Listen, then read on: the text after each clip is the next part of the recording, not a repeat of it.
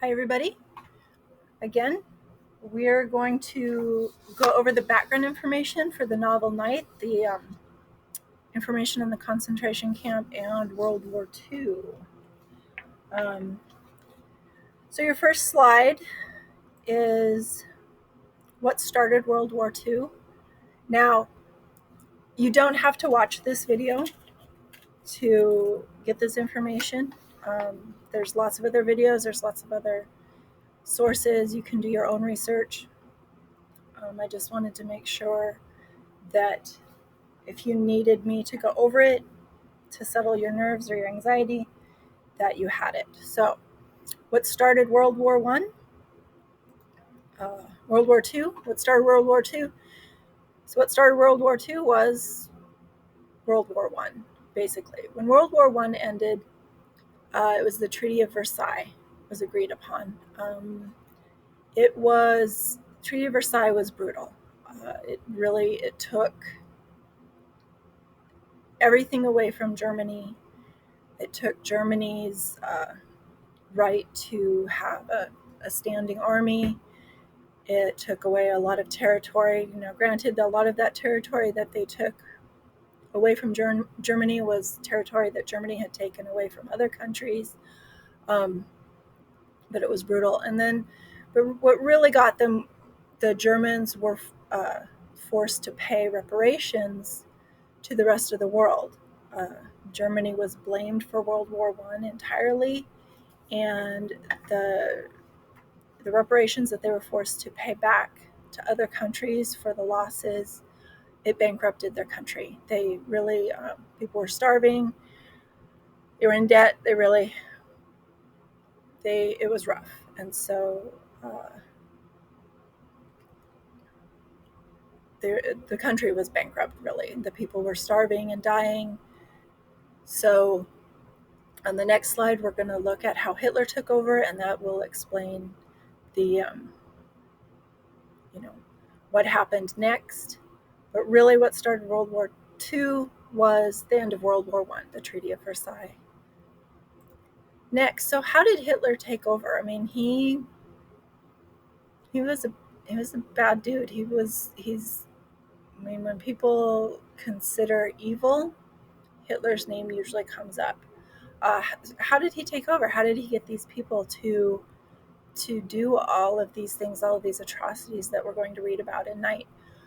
Well, when your country's starving and bankrupt and all you want is to take care of your family and feed your family, you're willing to go to extremes. Hitler promised the people that he was going to bring Germany back to its former glory, that everybody would be fed, everybody would have a job, everybody would be taken care of. And when you're starving, this sounds great. I mean, you're not really worried about what his next steps are, his plans. Well, and this happens all the time in every country. We can see it happening in our country right now as we speak. He blamed it on the Jews. He blamed it on the Jewish population. Jews are doing pretty good. It's their fault. You can see it in our country right now. Students are not signing up to learn Chinese. There's a stigma right now with the COVID virus against Chinese people. They blame the Chinese people for it. So it's very easy to place blame. Nobody wants to be at fault. He found a population to blame, and it worked. And he was able to take over because of these things. So our next page, and I do have notes,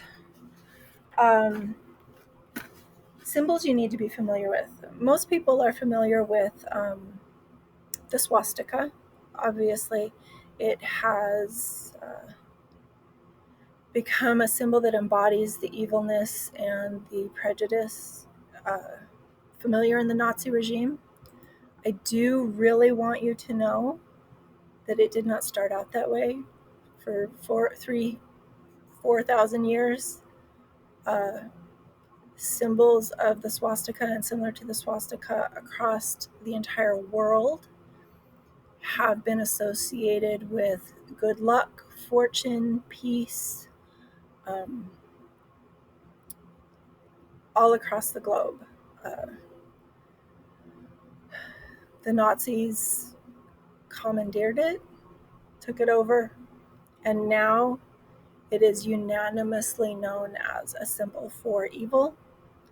It would be nice one day if we could eradicate that and go back to it being a symbol of beauty and peace and luck and prosperity. But right now, that's just overwhelmingly what it means. The other symbols that you really should know about, the yellow stars that were sewn onto Jewish people's clothing in Europe. There was Germans are famously bureaucratic. They are tedious with their records. Not tedious, meticulous, super close. Anyway, they're super meticulous with their records. And so they wanted to make sure that when they looked at somebody, they could tell right away what their crimes were. So these are the triangles that were used. Some of them, the most famous ones, of course, are the Jewish stars. So if you were Jewish and had another crime against you, you could have a star added, but most stars were just yellow, because most people were just regular people. Everybody was just regular people. They were just Jewish. The other one is the pink triangle. In certain circles and certain studies, that pink triangle comes up a lot. It was for homosexuals. And we'll talk more about that later. There were some interesting beliefs that the Germans had about that.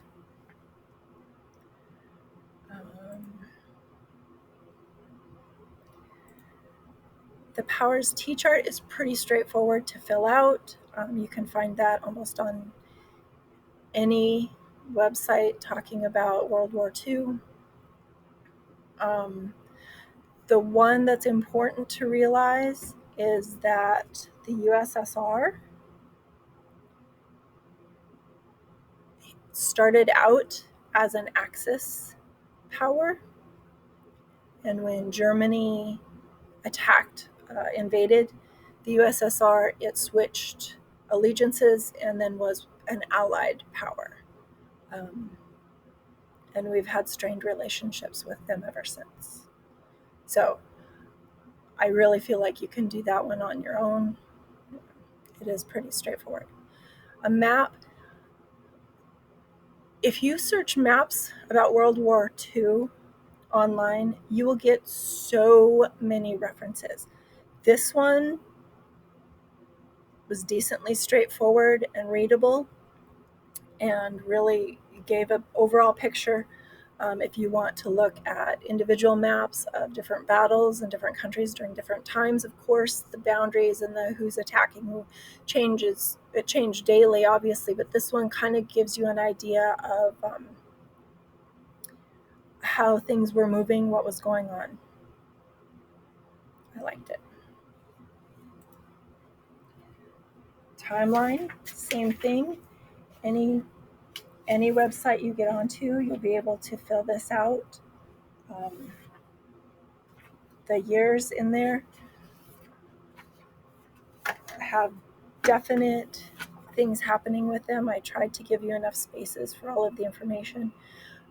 If you're having a hard time with this one, make an appointment with me. We can meet one-on-one or in small groups to go over it individually together.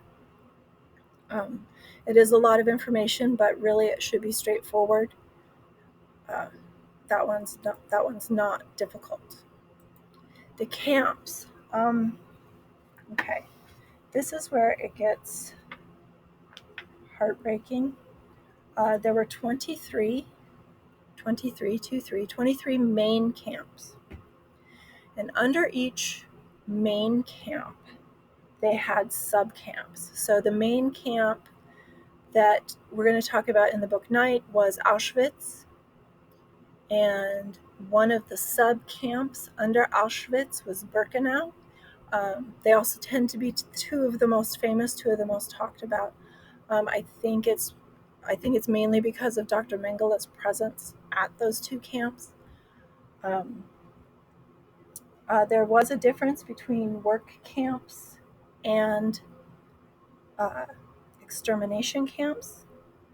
Some were just work camps, some were just extermination camps, some were a combination of both.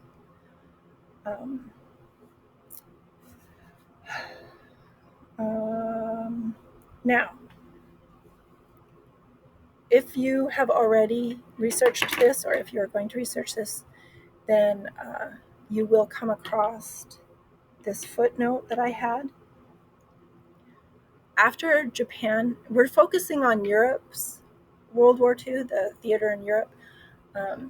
We won't focus on any of the Japanese stuff, but you should know that after the attack at Pearl Harbor,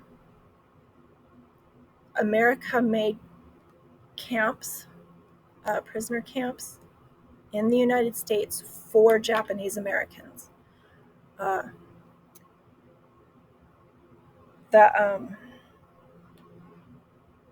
They weren't exterminated, but they weren't treated real great either. So you do need to know that it was not just the Axis powers that enacted some sort of camp doctrine. America did have prisoner camps for the Japanese. George Takei, who was in Star Trek,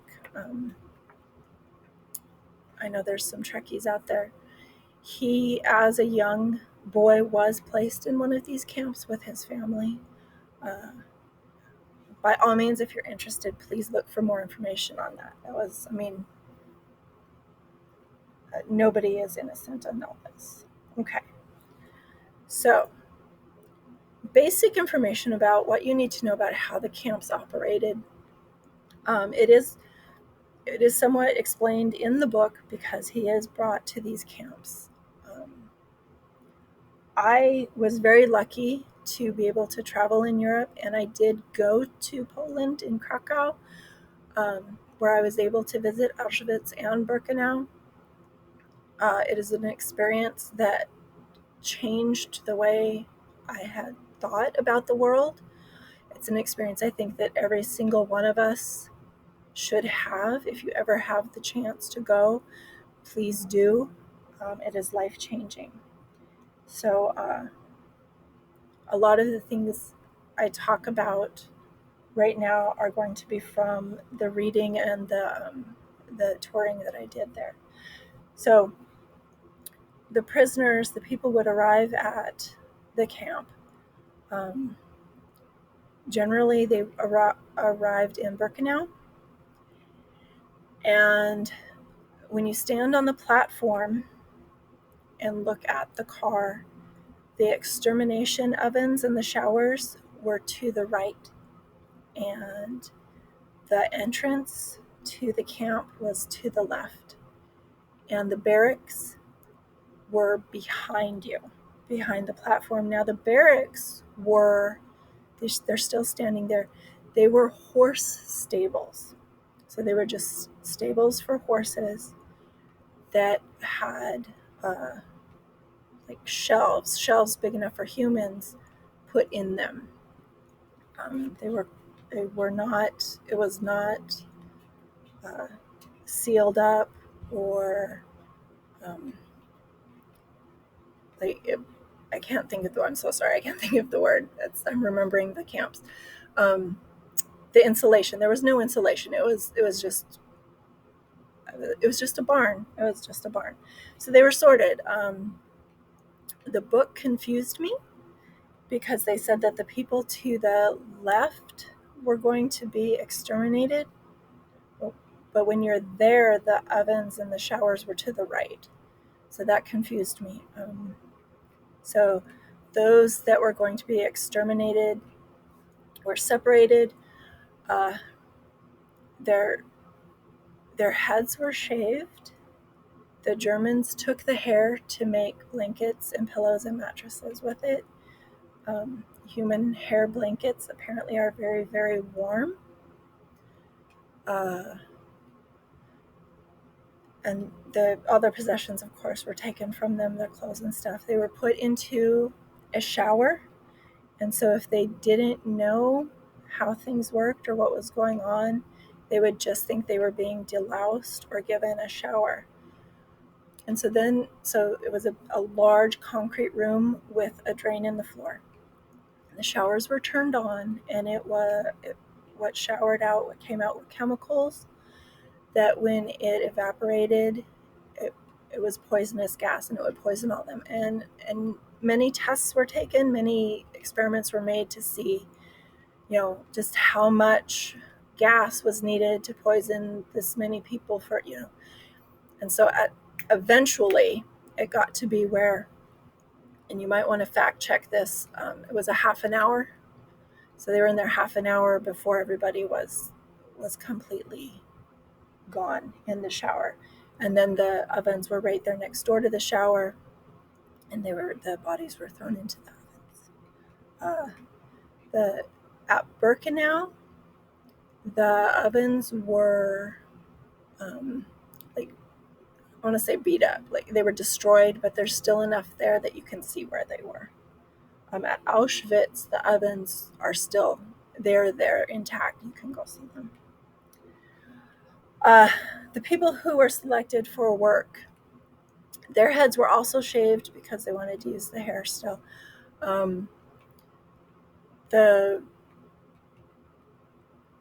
They would be their teeth were examined. Their teeth were examined for gold fillings. If you had a gold filling, they would take it from you and reuse the gold. The dead bodies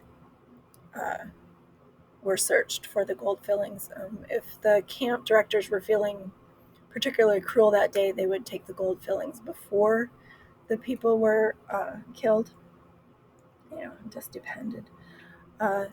If you go to Auschwitz, on display, they have piles of the people's belongings, piles of hair, piles of reading glasses or focal glasses, piles of shoes that were taken, piles of suitcases that were taken. I do know that a lot of those pictures are on the internet as well. You can see them, that it's real. They're there. They still have them there. It's real. Again, the Germans are meticulous with their record keeping, and so we have a lot of information about how all this worked. So then they would be put in the barracks, into the barns, and they would work, whatever. In the book, it explains some of the work that they do, so I won't go over that. Our next page is Dr. Mengele. Dr. Mengele is mentioned in the book. He was not in charge of the Auschwitz camps, but he was the head doctor. He was given absolute freedoms in what he wanted to do. They considered the people in the camps below human or inhuman. They were going to die anyway, so they didn't really, they didn't care what happened to them, obviously. So Dr. Mengele really got to do whatever he wanted. Other doctors who were chosen for the sorting duty, it would make them sick to their stomach what they were doing. In the records, it says many of them had to get drunk in order to do their jobs if they were selected for that duty that day. But Dr. Mengele was not like that. He enjoyed the selection process. Records say that he would get very dressed up, all in his uniform, and he really loved it. So in his experiments, again, they have great records. So 15,754 people were killed in his experiments. and I think killed is the wrong word, I think tortured and died in his experiments. That's 15,754. It's a lot of people. Survivors were less documented. We think there's probably about around 20,000 survivors of his experiments. They were all disabled and handicapped, though, because of him. Any experiment he did on you, you would not, even if you survived, you would never be the same. Some of the things he did, if you haven't researched that already, he would, his most famous was he would inject dye into the irises. He wanted to see if he could change eye color.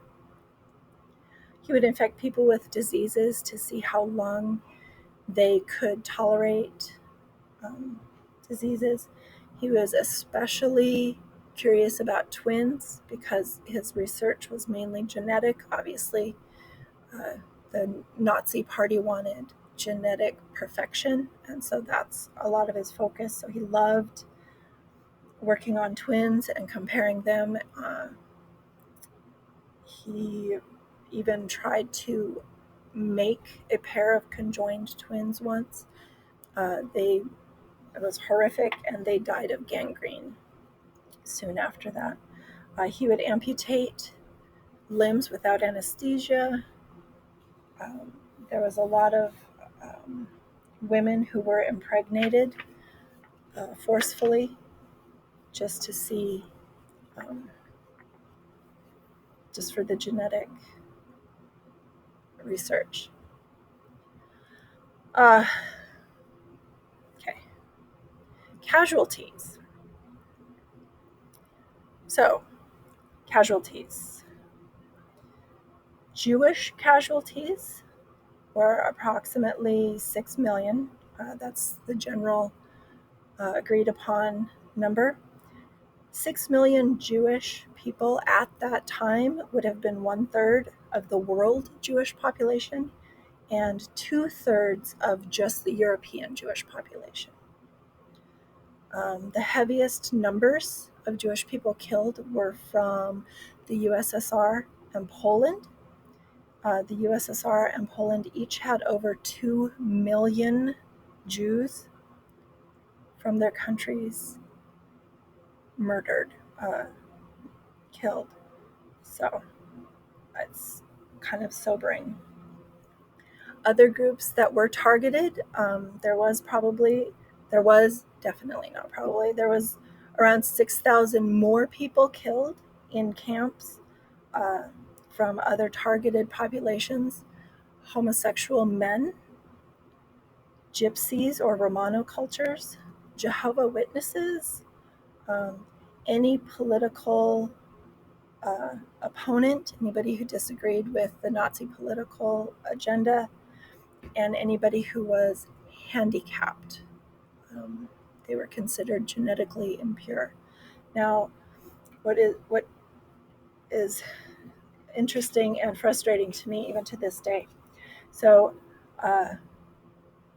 the number of gay men killed in the camps was genuinely low. Instead of killing gay men, they preferred to castrate them, which, of course, was probably worse. Now, women who were gay, lesbians, were not targeted. They were considered asocial, but it was not illegal to be a gay woman.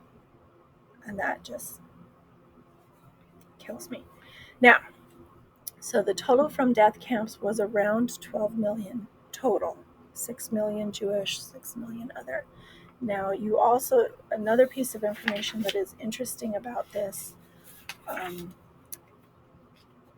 in the Asia theater, in the Pacific theater, the Japanese killed approximately 13 million Chinese. So that's another sobering number. Japanese just brutally, wholesale attack China. We do plan on reading a story a really good story with that as a theme in it. So overall, World War II, and these are lowball numbers. These numbers are probably kind of low. Overall, militarily wise, 21 million people in the world were killed. This includes the Pacific Theater. Civilian deaths, and again, this is the lower number. Civilian deaths were around 50 million, and that includes the Pacific Theater. So we lost a huge number of our population during World War II. The very last part is optional. The psychological tricks used by the Nazi Party and the camp directors to get the Jewish people to move to the ghettos, to get onto the trains, to stay at the camps, was disgusting and horrific. There's a lot of pictures, and you may be familiar with at Auschwitz. There's a big banner at the entrance. It says "Arbeit macht frei," which means work will set you free. They were continually told if they just worked hard enough, everything would be okay. Their things would be returned to them. They would be free. That, of course, was not the case. The Germans had no plans on setting anybody free. They really just wanted to kill them all.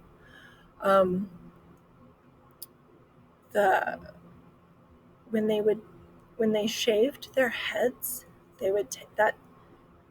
Psychologically is extremely damaging. Even a man, it takes away your identity. It makes you look like everybody else. If you look at pictures from the camps, they look genderless because they're shaved. They all had the same clothes, which again strips your identity. It makes you lose your fight when you don't have a sense of self, and so you would just give up. When you're separated from your loved ones, so if a mom is separated from their children, they will continue to fight. They'll fight to live, to try to get to their children, try to save their children. And so if you don't know if your mom or dad or your brothers or sisters or your sons or daughters are alive, you're going to tend to want to try to stay alive for them because you don't know. If you're in the camp, and you'll see this a little bit in your in the reading too, if you're with your mom, if you're with your dad, and they're still living, your fight to survive is higher because you're living for somebody, you're living for a reason. If you positively know that they are dead, that they died, a lot of people think there's no reason for them to go on, and so they will, obviously suicide was high at the camp. You'll obviously try to there'll be more reason for you not to want to live. So there was a lot of psychological tricks used to have control over those people. All of these things that I just talked about are the things that I think will help you understand the book Night and read it quicker. It was a short read for me. I think I read it in 2-3 hours over 2 nights before I went to bed. So my general rule, if you've had me before, you know this. If not, my general rule is however long it takes me to read a book, I double it. And that should be about how long it takes you to read a book, unless you're a really fast reader. This book shouldn't take you that long to read.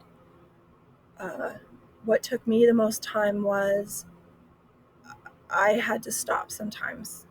Sometimes it got to be too much. So take breaks if you need it. And please let me know if you have any questions or things I can improve on here. And stay out of trouble. I'll see you soon. Bye.